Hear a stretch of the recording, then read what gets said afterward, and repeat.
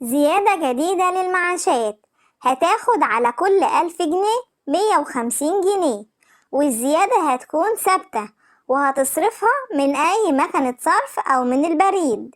تعالوا نشوف تفاصيل الخبر اللي معانا.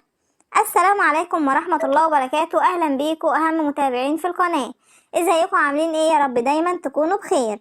واللي شايف انه استفاد معايا في القناة فضلا وليس امرا ينزل ويشترك ويفعل الجرس عشان يجيله اشعار بكل فيديوهاتنا الجديدة. وما تنسوش اللايك للفيديو يا احلى متابعين. ويلا بينا نشوف الخبر اللي معانا النهاردة. مفيش احسن من الاخبار اللي بتكون فيها زيادة للمعاشات او تحسين دخلهم، لان طبعا طبقة اصحاب المعاشات هم اكتر تضررا من التضخم الحالي، لانه كان منذ سنوات مفيش اهتمام بالفئة دي، وكانت الزيادة بس اللي بتجيلهم هي الزيادة اللي بتيجي في شهر يوليو من كل عام، اللي كانت دايما بتصدر بقرار من مجلس النواب، وكانوا اكتر الاوقات بيدوا نص اللي القانون بيحدده.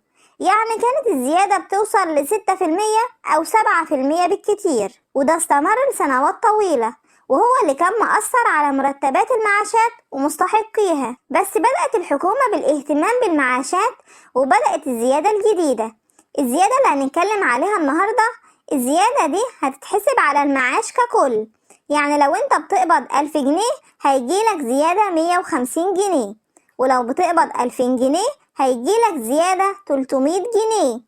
اما لو معاشك كان 3000 جنيه فهيجيلك زيادة 450 جنيه، ولو معاشك بقى وصل ل4000 جنيه فهيجيلك زيادة 600 جنيه، وهكذا. انت بقى بتحسبها على حسب المعاش بتاعك. بس هنا في نقطة مهمة جدا ناس كتير ما تعرفهاش، ان الزيادات اللي هتيجي على المعاش مش هتكون على المعاش ككل، وده لسبب معين. ان الزيادات الاستثنائية اللي اخدناها السنة اللي فاتت 300 جنيه في شهر 10، واللي كان اقرها الرئيس عبد الفتاح السيسي في عام 2022، دي كانت زيادة استثنائية بقرار من الرئيس عبد الفتاح السيسي. وأيضا في عام 2023 الحالي أقر زيادة جديدة 300 جنيه مرة أخرى في شهر 10، واللي أخدناها بأثر رجعي في شهر 11 600 جنيه. فكده المعاش زايد معاشين استثنائيين في عامين 2 600 جنيه. فهنا أي زيادة بتقرها الحكومة مش بتحسب الزيادة على المعاشات الاستثنائية. يعني مثلا لو بتقبض مبلغ 2000 جنيه بالزيادة الاستثنائية الجديدة، يبقى لما تيجي تحسب الزيادة لازم تخصم 600 جنيه أولا قبل ما تحسب الزيادة. يعني هتبقى الزيادة على معاشك هتكون على 1400 جنيه مش على 2000 جنيه. زي مثلا لو أنا باخد معاش 3000 جنيه، الأول بشيل الزيادة اللي هما 600 جنيه، يبقى عندنا 2400 جنيه المتبقيين. هتبقى الزيادة اللي هاخدها هي 360 جنيه للمعاش اللي قيمته 3000 جنيه.